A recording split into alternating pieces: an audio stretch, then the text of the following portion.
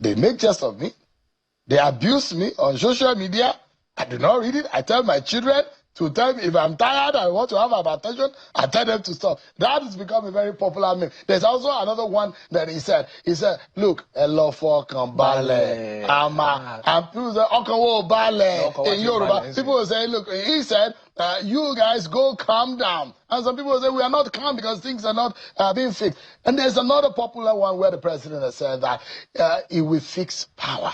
That, look, if you don't fix power after 4 years, don't vote for me. It will come back to you. And these are the realities of Nigerians that are saying we are not feeling it just yet. Thank you for the... Hello, guys. I want you to listen to this intellectual discussion from one end. Ayo Ayalowo and Iyoma Onoya. Ayo is a former banker and is speaking from APC, and Iyoma is a lawyer and is speaking for the opposition. I've watched this video and you see that when APC has no facts, they will say they don't want to engage.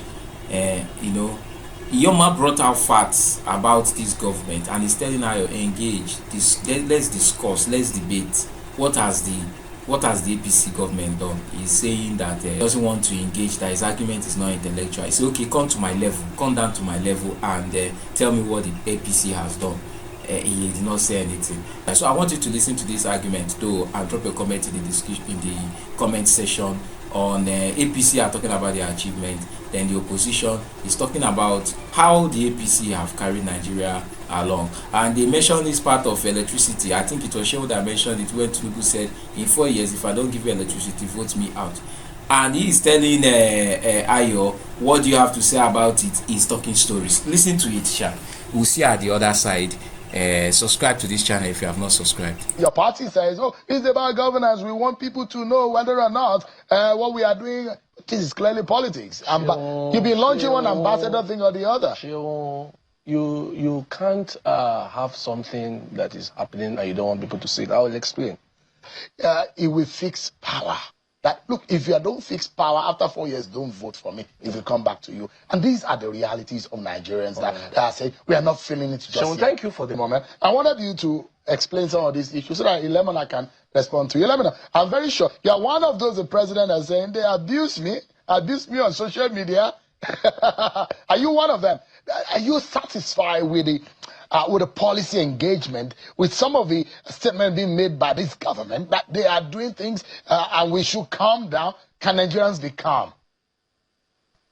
I will very quickly say I do not resort to insulting the presidency. I think that for the purposes of his office, I think that for the purposes of his age, he deserves a certain amount of respect. Whether his delivery in office deserves any respect is a different issue. The chairman of the Progressive Governors Forum, Hope Uzodinma, says what their objective is. It is storytelling. And when they want to tell these stories, they don't intend to tell it right. Because if they were telling it right, they would tell stories of failure. They would tell stories of their incompetence. They will tell stories of their inability to deliver anything in government. Nigeria is at the safest, Nigeria is at its most unsafest level ever. We're the most insecure we've ever been. We're the poorest we've ever been. Our national debt is the highest it has ever been. Our debt to GDP ratio is at the highest it has ever been.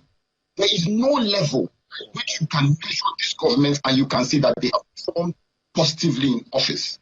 If you look at Ayo Ayalowo gives an example and says that in December 2023, the price of a bag of rice was 120,000. Who took it to 120,000? Who took the price of a bag of rice to 120,000? It was the APC-led federal government under Bola Ahmed Tinubu. He brought it from 120,000 by his own numbers, which are by no means a true reflection of what is going on in the market, but he brought it down to 40,000. People who once complained that rice was too expensive at 14,000. And then they are telling you that at 40,000, we should hail them, we should commend them, we should clap for them. How? Just how? And I will use his latest example on power to show how the story that they intend to tell us is stories that are perpetrated by lies and false government propaganda. In 2016, former Vice President Yemi Osinbajo said that they had unbundled power to the point where states were able to generate their own power. 2016, 8 years ago. No, what am I even saying? 10 years ago. So, by their own calculation, they're claiming something and telling us that it is an achievement 10 years after they first claimed it and told us that it was an achievement. And there's still no power. There's still no power. They speak about the unbundling of the power sector, but the power sector was unbundled up onto a certain level by the PDP-led federal government of Goodluck Jonathan. Continue it from there. Have they continued it from there? No. They were paying the highest prices this country has ever paid for power. Do we see the power? The answer is no. So they gather us, bamboozle us, tell us stories. And it is still the same thing. Let me tell you something, Sean. ACLED, the ACLED, gave numbers about insecurity and said that in 2025, about 11,000 people were killed in conflict-related violence in our country. About 11,000, exceeding the numbers of Yemen, Syria, and other war-torn countries put together. The people who tell us, oh, that they're performing in security, I'll give you an example. The immediate past chairman of the Progressive Governors Forum was the governor of Kwara State. He almost cannot go anywhere in his state. He almost cannot go anywhere. People are being kidnapped and killed in his state on a daily basis. In fact, the federal government told us a lie a few days ago about the numbers of people that were kidnapped in an incident in Kwara State. Boko Haram came out to fact-check them and released a video showing that more than 100 people have been kidnapped, several killed. Our government, do you know how bad the government has to be at propaganda for a terrorist organization to be fact-checking you? This country is swimming in sorrow, tears, and blood. And Ilamana, just for a moment, the government is saying that, and they have made a pledge, that they will take this renewed hope agenda mobilization train to all 774 local government areas of Nigeria. And here is what, just a moment, here is what the national chairman of the APC said. He said, APC must now convert Tinubu's governance record into electoral success in 2027. Can Tinubu's activity or governance record, can he use the APC electoral success in 2027 on a natural level, on a natural ground? I'm telling you this now, if they stand up and say that they intend to take their renewed hope agenda to the 774 local governments of this country, they have told a lie. Because vast parts of this country, they cannot even reach. They cannot even reach there. That is, if they use that as the measure by which we should determine whether they've been successful or failure, they cannot reach vast parts of the country, in Katsina, even in Kogi, even in Kwara. But not the Daniel Bwala, the SA to the president of media and publicity or something like that. Did he not come out to troll Senator Ali Ndume to say Senator Ali Ndume could not reach parts of his own constituency? Did he not say so? If the media aid to the president is saying that a senator cannot reach parts of his own constituency because of Boko Haram activities, how then are they coming to tell us that they are successful on anything security?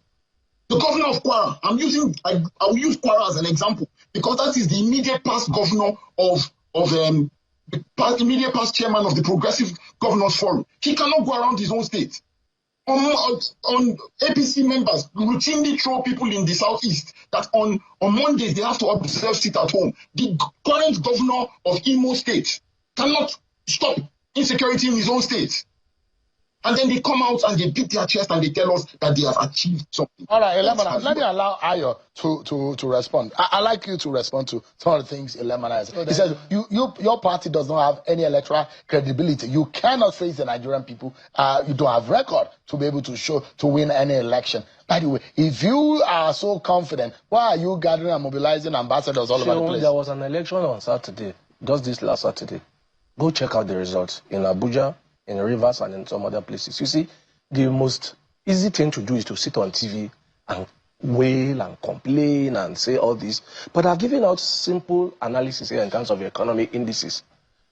What has been done is solidifying the economy for the future, making sure that these things are put in a organized manner so that even when this government leaves tomorrow, some other government that comes in, it can be a continuum in the sense of ensuring that all our gains are put in a place where we can continue to bless the life of Nigerians. You see, unlike the past, when you can sit in your house and get CBN allocation and you become a billionaire by selling dollars without doing anything, those things have been eliminated. Now our economy runs on its true strength, not on any artificial tripod. I'm not going to be responding to whatever he has to say because, you see, typically when you are in opposition, these are the things you have to say. You have to go in to look for excuses and excuses so that you can sell your own candidate, which is fine. I would do the same thing if I was him. However, as a government, these are the things we have said. All the things I've said can be fact-checked.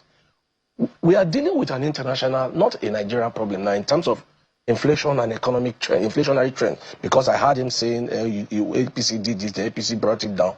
But I went for a program somewhere in another country recently, a country I was in before, and I realized that the things I was buying for £20 then, I couldn't buy them for £20 because prices have gone up. So it means everywhere in the world, there are challenges.